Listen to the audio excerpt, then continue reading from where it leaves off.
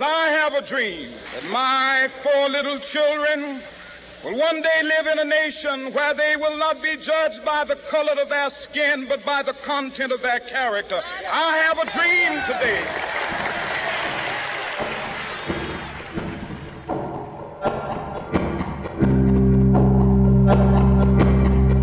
Eu tenho um sonho que meus 4 filhos pequenos, um dia, viverão em uma nação em que não serão julgados pela cor de sua pele, mas pelo teor de seu caráter. Essas frases são do sermão mais famoso contra o racismo. Ele foi proferido pelo pastor batista Martin Luther King Jr. em 1963, quando mais de 200 mil norte-americanos se juntaram à Marcha por Trabalho e Liberdade lá em Washington. O autor dessas declarações conquistou o Prêmio Nobel da Paz, de 1964, aos 35 anos, justamente pelo combate pacífico à desigualdade racial. Sem dúvida, Martin Luther King Jr. é uma das personalidades mais conhecidas em relação à defesa da igualdade e da justiça.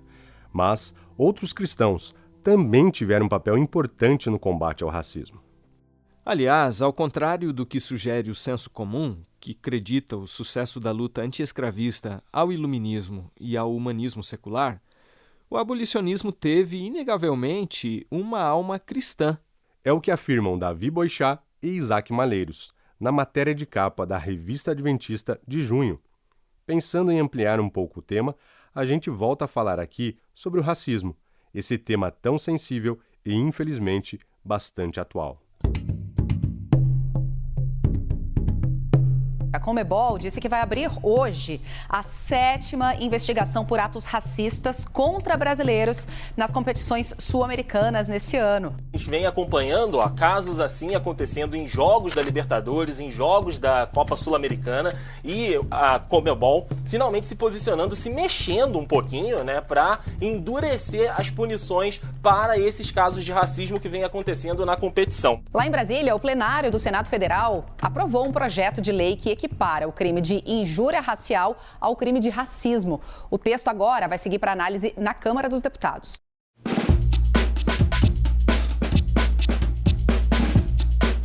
O episódio 44 do Entenda será apresentado por mim, Márcio Tonetti, e pelo Eduardo Teixeira, que estreia por aqui com a gente. Bem-vindo, Eduardo. Valeu, Tonetti. Muito obrigado.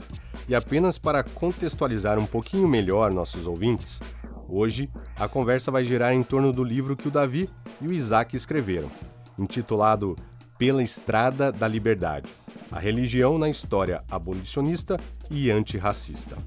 A obra de mais de 300 páginas foi lançada no ano passado pela Saber Criativo, em parceria com a Unaspress, a editora do Centro Universitário Adventista de São Paulo. Pois é, Eduardo, e esse é um livro, para quem quer se aprofundar nas contribuições históricas, bíblicas e teológicas da fé cristã, sobre essa questão do racismo. A gente começa conversando com Davi Boixá, que é jornalista e editor na Unaspress. Davi, seja bem-vindo. Eduardo, alegria conversar com você. Muito bom participar dessa edição do podcast da Revista Adventista.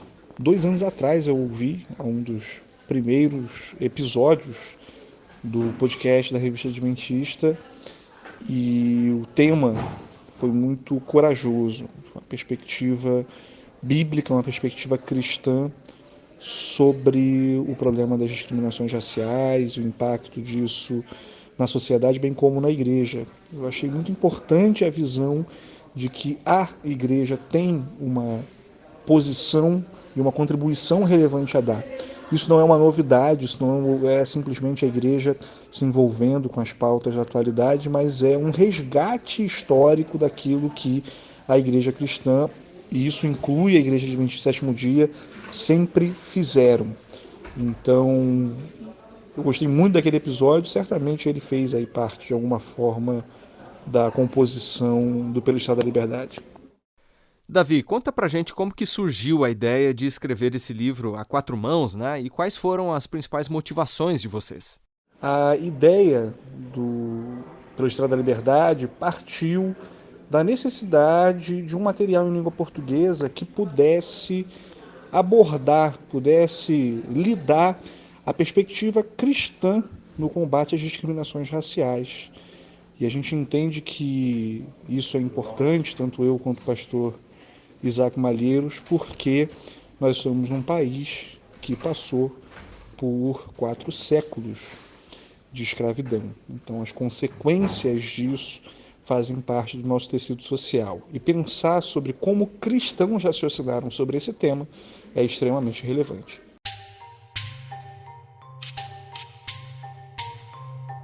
A gente precisa reconhecer que, ao longo da história, a religião cristã foi um instrumento tanto de redenção quanto de opressão. Infelizmente, alguns usaram a Bíblia para impor condições e subjugar povos. Como você vê a relação entre racismo e cristianismo ao longo da história? Quando a gente fala sobre a relação entre racismo e cristianismo, é importante nós termos um olhar atento para a história. Por quê? Ela vai comprovar que, sim, o cristianismo e as escrituras foram utilizadas e instrumentalizadas para projetos de poder que levaram muita gente para o cativeiro e que diminuíram a humanidade de negros, indígenas e outras etnias.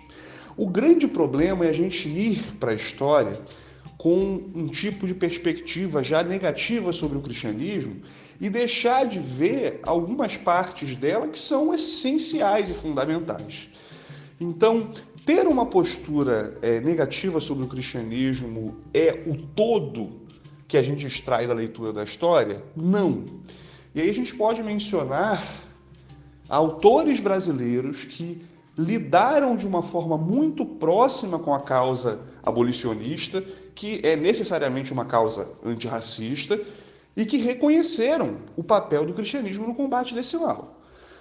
Quando a gente pensa, por exemplo, no abolicionismo do Joaquim Nabuco, essa é uma obra que ele escreveu, nós vamos perceber que esse político, diplomata, enfim, grande intelectual brasileiro, entendia que na Inglaterra, que foi o primeiro país a ter um movimento organizado e efetivamente funcional no combate ao racismo, teve a contribuição absolutamente fundamental da fé.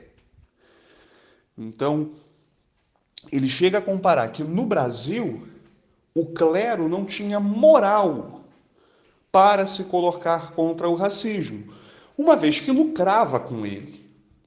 Companhia de Jesus, por exemplo, os jesuítas tinham isenção tributária e entre os seus ganhos estava o tráfico negreiro, durante um grande momento da história.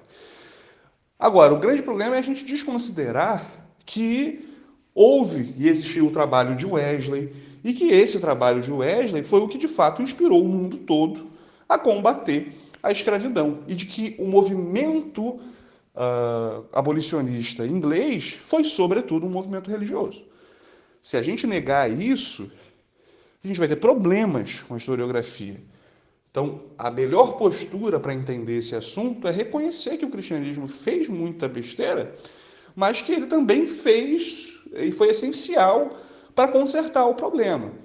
Então, normalmente, quando a gente vê adventista pensando dessa forma, é interessante a gente até pensar no conceito de remanescente, né?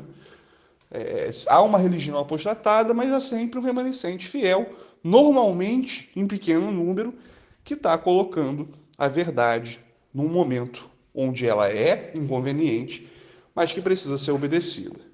Como vocês mencionaram lá na matéria de capa da revista Adventista de junho, quando se trata de cristianismo, parece que a propaganda negativa é mais abundante, né?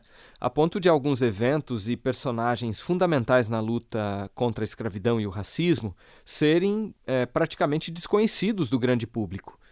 Porém, no livro Pela Estrada da Liberdade, vocês procuram contrastar o envolvimento dos cristãos com a escravidão e até a promoção da desigualdade racial com vários exemplos de combate a esse mal. Você poderia trazer mais alguns exemplos positivos aí pra gente? É interessante perceber que cristãos sempre estiveram, no decorrer da história, numa posição de relevância no combate ao racismo. Temos exemplos do passado, como John Wesley, que foi um reformador, foi um avivalista, que teve o seu ministério de pregação acontecendo tanto na Inglaterra, onde ele fez um trabalho espetacular pela libertação dos escravos, tendo articulação política, inclusive, para isso, e também nos Estados Unidos. E a gente pode pensar em nomes mais recentes, como, na década de 60, o Martin Luther King. Então, King é frequentemente homenageado, é chamado de doutor, mas se esquecem que ele era um doutor em teologia. Grande parte dos registros que nós temos escritos do trabalho de King são sermões que ele pregou em igrejas ou em eventos públicos. Os discursos importantes de King eram sermões, basicamente tinham ali referências bíblicas explícitas. E eu acho que o exemplo de King é muito importante para nós por uma razão.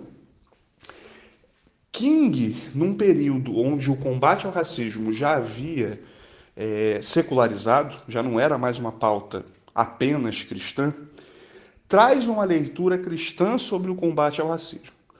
Então, King, num sermão específico, que está registrado no livro A Dádiva do Amor, que é um livro publicado no Brasil por uma editora não cristã, por uma editora comum, ele vai dizer que os negros precisavam aprender a perdoar os seus algozes. Perceba o tamanho e a implicação da mensagem cristã de King. King estava colocando a sua voz e deu a sua vida em defesa de uma causa, mas ele conseguia reconhecer que, como cristãos, aqueles que o seguiam precisavam lidar com o perdão àqueles que queriam a sua morte, que queriam a sua posição eterna de subserviência. Então, a militância de King, ela é inspirada por padrões cristãos, mas a sua forma de lidar com o problema era também distintamente cristã. O exemplo de King e de outros pastores que continuam levantando as suas vozes hoje em suas comunidades locais mostra para nós a importância de nós irmos e lidarmos com as pautas da atualidade sem nos esquecer do antigo ensinamento do amor trazido pelo Evangelho. Como lidar com aqueles que nos querem mal, desejando bênção para eles e agindo de modo a abençoá-los. Essa percepção King tinha, ela é bíblica e a gente não vai encontrar nas ideologias. Por isso eu acredito que ter uma leitura cristã sobre esse fenômeno nos leva para mais longe e traz transformações mais positivas e efetivamente verdadeiras no mundo. Mas, por outro lado, figuras como Malcolm X, defensor do nacionalismo negro nos Estados Unidos, assumiram uma postura bastante radical. Que consequências isso trouxe? Esse é um bom exemplo. Eu proponho uma ilustração para iluminar o que eu quero dizer. Vamos supor que você precise ir ao médico. Você tem manifestado alguns sintomas e não sabe o que fazer, não sabe como tratar e, na verdade, para ser bem sincero, você não sabe exatamente o que você tem. Um profissional competente vai fazer o que nessa situação? Ele vai, através do que você está apresentando, encontrar uma explicação razoável e propor o tratamento certo. E propor, como resultado disso, o tratamento adequado. Eu entendo que X, ele falha como um médico para o mal social do racismo pelo fato de ele apenas se ater aos sintomas, mas o tratamento ser muito deletério. Pense você que o tratamento ele precisa ser redentivo, né? Ele precisa resolver o problema. E eu entendo que a visão de X era incapaz de resolver o problema, dentre outras razões, porque ele tinha uma leitura errada acerca da visão do mundo como um todo, né? Ele tinha lentes descalibradas, ele tinha uma cosmovisão ruim. A gente precisa entender o problema do racismo não como uma estrutura social que se impõe, que é extremamente deletéria apenas. A gente precisa entender o racismo como uma das manifestações do pecado no mundo. E é por isso que eu acho interessante contrapor a figura do King à figura do Michael X. X compreendia que o evangelho era capaz de combater o racismo de uma forma muito efetiva. E por isso a militância de ambos, apesar de tentar resguardar os mesmos direitos, se distinguia de uma forma tão significativa. Eu acho que isso é interessante. Eu acredito que isso é interessante para nós hoje, porque da mesma forma nós podemos, né, ler os problemas da realidade de uma forma inadequada e propor tratamento que na realidade não vai ser efetivo. Crer no poder do Evangelho, isso sim faz diferença.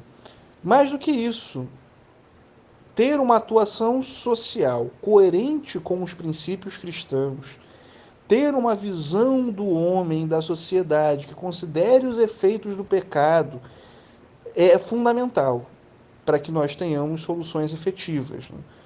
Por isso, Michael X não é o melhor dos exemplos para os cristãos, mas, em contrapartida, a gente encontra, né, essa figura na imagem, no legado do Martin Luther King.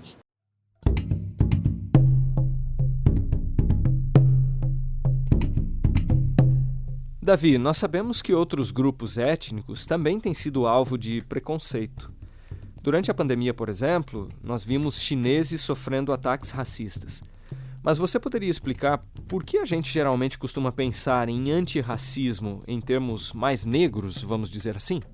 Existem algumas boas razões para isso. A primeira é que a gente está num país que teve colonização feita através de trabalho escravo.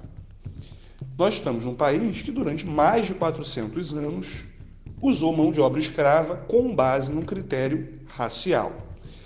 E a gente está num país que, dentro do universo do tráfico negreiro, absorveu uma parte muito significativa dos negros que foram ali extraídos dos seus países natais, né, através das portas do não retorno. Por isso, a gente pode sim pensar que o problema da escravidão ele existe em muitas formas ainda hoje. A gente pode, sem muita dificuldade, ouvir sobre grandes marcas, sobre empresas do ramo de confecções que utilizam de mão de obra escrava boliviana, por exemplo, no estado de São Paulo. Tudo isso é uma realidade que precisa ser combatida. Agora, quando nós falamos de um antirracismo e de questões muito específicas nesse ponto, a gente não quer deslegitimar ou diminuir esse tipo de desgraça. O que a gente quer é apenas chamar a atenção para um tipo de visão sobre a sociedade que resultou em 400 anos de escravidão e que deixa, assim, marcas ainda muito vivas no nosso tecido social, no nosso corpo social, e que precisam ser combatidas através de uma outra visão, e no nosso caso, de uma visão teológica, de uma visão bíblica sobre esse fenômeno. Para nós encerrarmos aqui o bate-papo, será que a igreja hoje ainda tem um papel relevante na luta antirracista? As igrejas nas comunidades empoderam os negros. Elas dão voz a quem é marginalizado. Elas curam quem está ferido. Elas tiram das drogas quem está viciado. Enfim, elas são um motor de promoção social imenso. Por quê? Porque o evangelho sempre causa transformações na vida que são muito grandes. Então, sempre que você olhar para um pastor negro numa comunidade, você pode não ver nele o tipo de precisão teológica que você gostaria. Muitos deles podem não ter a eloquência de um Martin Luther King, mas aquele homem, às vezes sem muita instrução formal, é alguém lidando na ponta, na realidade, transformando a vida de muita gente. Existem estudos, e são fartos no Brasil, mostrando como o cristianismo é uma ferramenta de mobilidade social importante. Quando a gente ouve sobre jovens que se tornaram músicos eruditos por causa das suas igrejas pequenas, a gente está falando de um tipo de movimento social cristão que está promovendo dignidade para os negros. Perceba que ele não atua na esfera política. E não é a esfera política que resolverá todos os problemas. Ela tem uma responsabilidade. Ellen White vai falar sobre isso em Testemunhos para a Igreja, volume 9, vai mostrar que, uma vez que o Estado não havia feito a sua obrigação na tarefa de colocar os negros em uma condição de dignidade, a Igreja deveria fazer isso. E é importante a gente estar atento para esse tipo de movimento, para a Igreja que atua. Mas mais do que isso, é importante a gente pensar se nós temos feito e se nós temos trabalhado no sentido de colaborar com essa igreja. Às vezes é a nossa ajuda financeira, às vezes é só o nosso envolvimento. Ele pode fazer coisas grandes. Nós não participamos do abolicionismo, o movimento para os direitos civis é página passada da história, mas ainda hoje há muito o que fazer. Há muito o que fazer na esfera política, sim, mas existe muito o que fazer também com o nosso compromisso e o nosso engajamento individual.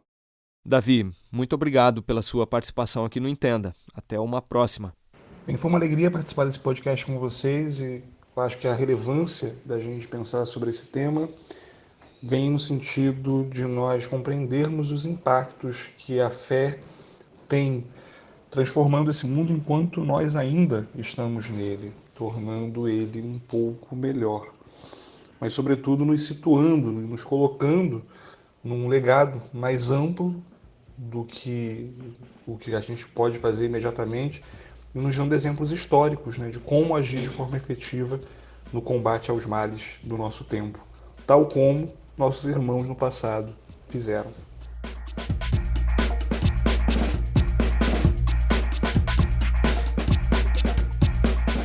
Nossa conversa agora é com Isaac Malheiros, doutor em teologia e coautor do livro que nós citamos há pouco. Isaac, quando começou sua relação com o tema do racismo? Esse tema me pegou na infância. Uma das primeiras obras sérias que eu li na vida foi uma coleção de biografias que meu pai comprou, chamada Vidas Notáveis. Eu tinha uns 11 anos e ali eu conheci a história do Martin Luther King, do pastor, Era uma obra ilustrada com fotos e tudo, e a história e as fotos me impressionaram muito. Ali eu descobri que o racismo era um problema muito sério e foi uma descoberta teórica. Mas depois, ao longo da vida, você vai percebendo a existência do racismo na vida real e vendo que, infelizmente, não é só teoria dos livros de história. E depois eu trabalhei como professor de ensino religioso, já como pastor, dando aulas para o ensino médio da rede adventista. Dei aulas por 17 anos para o ensino médio. Todo ano a gente abordava esse tema com todas as turmas, pelo menos durante 4 semanas ao longo do ano. Então, durante 17 anos, eu fui acumulando informações e desenvolvendo ainda mais interesse nesse tema. Isaac, como sabemos, a visão bíblica não é discriminatória, muito pelo contrário, Ela diz que somos todos iguais, uma vez que fomos feitos à imagem de Deus e temos uma origem comum. Mas como que o texto bíblico foi utilizado ao longo do tempo para justificar o racismo? Bom, existem aí 2 aspectos, O primeiro é importante estudar a Bíblia porque o racismo se apropriou da Bíblia para defender as suas posições. A maldição de Caim, a maldição de Cã, por exemplo, são exemplos de distorções do texto bíblico. Então seria um resgate, a gente precisa resgatar, expor a má leitura, a má interpretação racista e historicamente reconhecer que existiram 2 teologias opostas. a teologia escravista e a teologia anti-escravista. Dizer que o cristianismo apoiou a escravidão é só uma parte de uma verdade. A outra parte é a que o cristianismo enfrentou a escravidão e foi fundamental para o fim dessa prática como atividade legal. O outro aspecto é que temos que desenvolver positivamente um pensamento antirracista, e a Bíblia defende claramente a dignidade humana nesse sentido. O ser humano criado à imagem e semelhança de Deus, as etnias descendendo de uma origem comum. A Bíblia diz que Deus de um só fez todas as raças dos homens, né, para habitarem sobre a terra. Portanto, nós temos uma origem comum. Somos igualados pela doutrina da criação. E também somos igualados pela redenção. De acordo com Paulo, a graça de Deus se manifestou trazendo salvação a todos os homens. Então não há discriminação. A igreja e o céu são multicoloridos e multiétnicos. A igreja e o céu são realidades onde as pessoas são acolhidas. Que tipo de pessoas? Gente de todos os povos, tribo, língua e nação.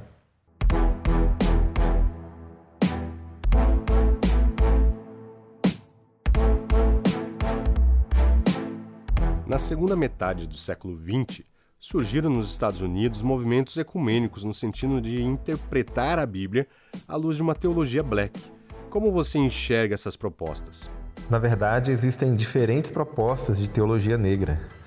E no livro a gente traz as duas, né? A gente faz uma comparação entre as ideias de James Cone e do Isaiah Macaulay.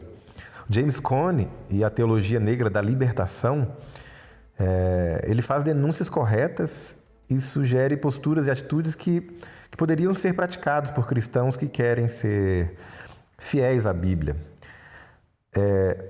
No entanto, a minha maior preocupação com a proposta de James Cone é a visão que ele tem da Bíblia e da autoridade dela. Ele não crê que a Bíblia seja a palavra de Deus, e isso está explícito nos seus livros. A visão que James Cone tem da Bíblia não é a visão que os adventistas têm, por exemplo, e muitos outros grupos evangélicos e protestantes. A nossa primeira crença fundamental na Igreja Adventista diz que a Bíblia, o Antigo e o Novo Testamento, é a palavra de Deus escrita. Não é que a Bíblia contém a palavra de Deus. Ela é a palavra de Deus escrita, inspirada e infalível. E me preocupa muito o modo como muita gente se depara com essa questão em James Cone, na teologia negra, e simplesmente passa por cima disso como se isso fosse algo sem importância, né? Como se isso não tivesse sérias consequências. A Bíblia é a nossa única regra de fé e prática. A Bíblia era a única regra de fé e prática de muitos pioneiros abolicionistas. Muitos dos grandes nomes da abolição, né, do movimento abolicionista mundial, que eram cristãos, tinham essa visão considerada conservadora ou ortodoxa a respeito da Bíblia. E você não pode rejeitar isso e achar que tudo vai continuar bem, né? Nesse ponto, a posição do Isaiah Macaulay, que é o outro autor, parece estar mais próxima um pouco do que nós cremos. Ele defende a teologia negra eclesiástica, aquela que você encontra nas igrejas negras históricas, de uma teologia mais conservadora, que vê a Bíblia como inspirada, a palavra de Deus, né? Mas aqui fica uma pergunta: será mesmo necessário rejeitar a autoridade da Bíblia para combater o racismo? Por quê? A história mostra que isso nunca foi necessário. Nem mesmo nos piores períodos, no auge da teologia escravista, ali no século XVIII e XIX, nem mesmo ali os cristãos abolicionistas sugeriram esse tipo de abandono e apostasia. Eles enfrentaram a má teologia como? Com a boa teologia. A teologia escravista é uma teologia que coloca a experiência humana, a identidade, né, a identidade do homem branco, europeu, anglo-saxão, acima do texto.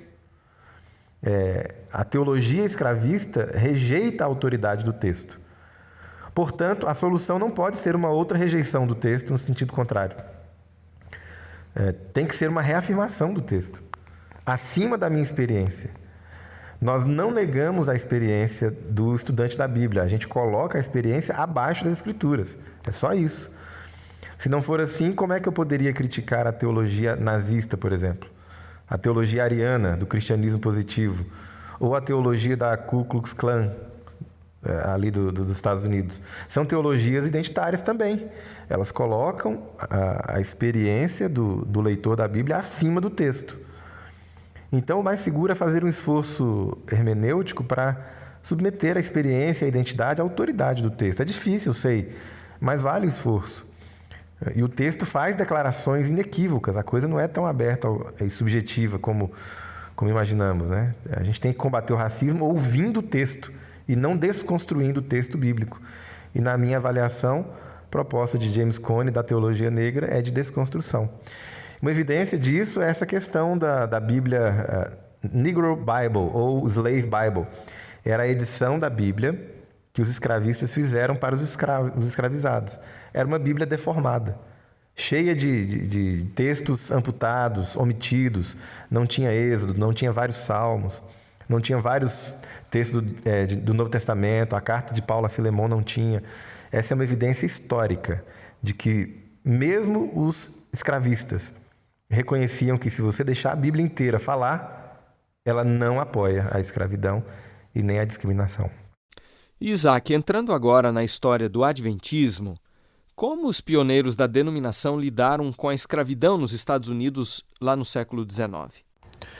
É preciso dizer o seguinte, que o millerismo e o adventismo nasceram abolicionistas. O millerismo era sinônimo de abolicionismo. Teve um profeta negro, William Foy, como a gente já sabe. Os líderes milleritas eram todos abolicionistas ativos, né? O Guilherme Miller era abolicionista, acolheu escravizados que fugiam. O primeiro presidente da Igreja Adventista, John Byington, era um abolicionista convicto e chegou a se envolver numa rota clandestina de fuga dos escravizados do sul para o norte, a Underground Railroad, que era conhecida essa rota, né? José Bates também era um abolicionista radical, que liderou e presidiu sociedades abolicionistas nos Estados Unidos. Ellen White escreveu textos duríssimos contra a escravidão e contra a discriminação racial. E pouca gente sabe disso. Os textos estão aí, gente, disponíveis. A gente tem boa parte, ou se não todos, eles traduzidos. São extremamente pesados e ela não economiza palavras, né? Ou seja, envolver-se no combate ao pecado do racismo não é uma novidade em nossa história. Nossa história adventista, que eu digo, né? Não é um desvio de rota, é um retorno às nossas raízes. É um retorno ao berço onde nascemos. Isso é ser adventista raiz. A gente pode se inspirar nesses heróis, mulheres e homens que não se omitiram, e isso pode nos ajudar hoje a balizar nosso envolvimento. Porque não é válido qualquer tipo de envolvimento. Você não pode simplesmente fazer coro aos ativistas que negam a autoridade da Bíblia como se isso fosse uma condição necessária para a luta contra a discriminação, a luta antirracista. Não é, nunca foi, e os nossos pioneiros mostram isso. Nós temos heróis em nossa história, heróis melhores, mais fiéis a Deus e por isso mais admiráveis. Ellen White recomendou a desobediência civil no caso da lei do escravo fugitivo. Ou seja, se você encontrasse um escravizado que estava fugindo, a lei dizia que você deveria dar um jeito de devolver essa pessoa ao seu suposto dono, né? Dono entre aspas aqui. Então Ellen White e vários outros pioneiros defenderam a desobediência dessa lei e que os adventistas arcassem com as consequências. Ela inclusive disse que quem manifestasse simpatia à escravidão deveria ter o nome removido da igreja, porque a igreja não deveria compactuar com quem pensasse assim. O adventismo foi pioneiro também na educação dos negros recém-libertos, com o trabalho do filho dela, especialmente, o Edson White, e com a fundação da Universidade Oakwood. E mesmo assim, Ellen White não parecia satisfeita com o que os adventistas estavam fazendo. Ela queria mais. E os textos dela deixam isso claro, né? Muita coisa estava sendo realizada, ela reconhece, mas ela queria uma obra mais ampla e de longa duração a favor da comunidade negra. Encerrando aqui a sua participação, por que é tão importante a gente não perder de vista a história? É importante conhecer a nossa história com todas as ambiguidades e contradições, e isso por vários motivos. Primeiro, a gente precisa reconhecer que houve falhas e acertos. Não houve só falhas e também não houve só acertos. Muitas vezes nós adotamos uma postura crítica com relação à igreja, falamos mal da igreja, historicamente, né, e até no presente, porque nos demoramos muito nas falhas dela. Existem motivos de vergonha em nossa história e precisamos aprender com os nossos erros, né, para não repetir esses erros. No entanto, existem capítulos maravilhosos em nossa história. O cristianismo não pode ser reduzido, gente, a cruzadas, inquisição, caça às bruxas e o apoio à escravidão. A igreja, ela é o corpo de Cristo e é muito fácil verificar na história como a igreja tem sido uma bênção para a humanidade, em várias áreas. Na educação, desenvolvimento da ciência, das universidades, hospitais, nas obras de caridade. A igreja foi pioneira no combate ao infanticídio, por exemplo, no Império Romano. A valorização de mulheres e crianças, e também no combate à escravidão, à discriminação. A alma do abolicionismo ocidental foi cristã, isso é inegável, apesar de ser um dado histórico pouco explorado. Pouca gente sabe, por exemplo, quem foi William Wilberforce. Quase ninguém conhece a seita de Clapham, o grupo, né, do Wilberforce, o grupo mais importante do abolicionismo inglês. Todos eram crentes. E pouca gente sabe que John Wesley, o fundador, o pai do metodismo, foi um importante abolicionista, o influenciador do Wilberforce. Quase ninguém sabe também que os Quakers, protestantes radicais, foram os pioneiros na luta abolicionista mundial. Isso não é sequer mencionado nas escolas. Nós temos um problema de historiografia, então. Parece que dá mais audiência simplesmente falar mal da igreja o tempo todo, né? A moda iluminista. E o jovem crente, ele é treinado a falar mal da igreja para parecer mais inteligente. É quase uma senha, um chibolete acadêmico. E, no entanto, se tudo que você tem para falar da igreja é crítica, isso não é informação, é difamação. E nenhum cristão deveria se sentir chamado a difamar a esposa de Jesus e falar mal daquela por quem ele morreu, né? A autocrítica é uma coisa, a difamação é outra. Esse é um ponto. Outro ponto é que a história mostra o potencial da igreja na luta abolicionista e antirracista. Ou seja, a igreja já demonstrou ser uma grande potência nessa área.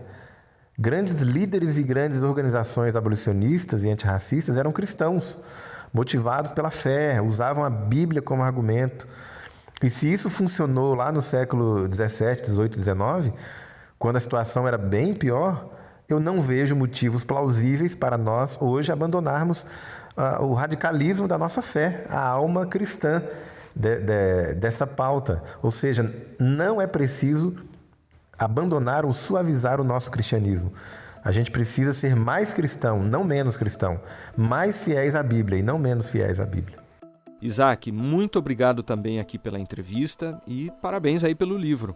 Então é isso, eu gostaria de agradecer a oportunidade de participar do podcast e convidar o pessoal a ler a matéria que está ali na revista de junho, né, na revista Adventista, e também dar uma olhada na nossa pesquisa. Foi um prazer estar aqui com vocês, conversando. Sugerir, incentivar o pessoal a se aprofundar nesse tema. Faz parte da nossa herança, faz parte da nossa história e vale a pena a gente conhecer mais sobre isso, tá bom? Um abraço.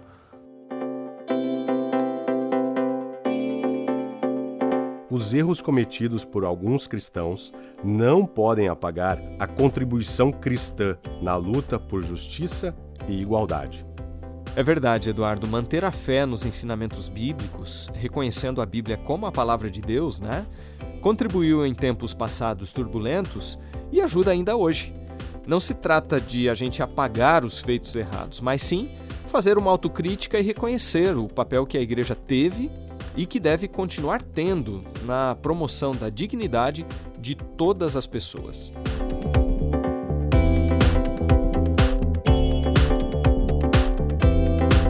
Com produção e roteiro de Márcio Tonetti e Eduardo Teixeira, edição de áudio e sonorização de Márcio Tonetti e direção de jornalismo de Marcos De Benedicto, o episódio de hoje fica por aqui. E para quem ainda não se inscreveu em nossos canais, fica aqui o convite. Assim você será avisado sempre que a gente publicar um novo episódio. Até o próximo!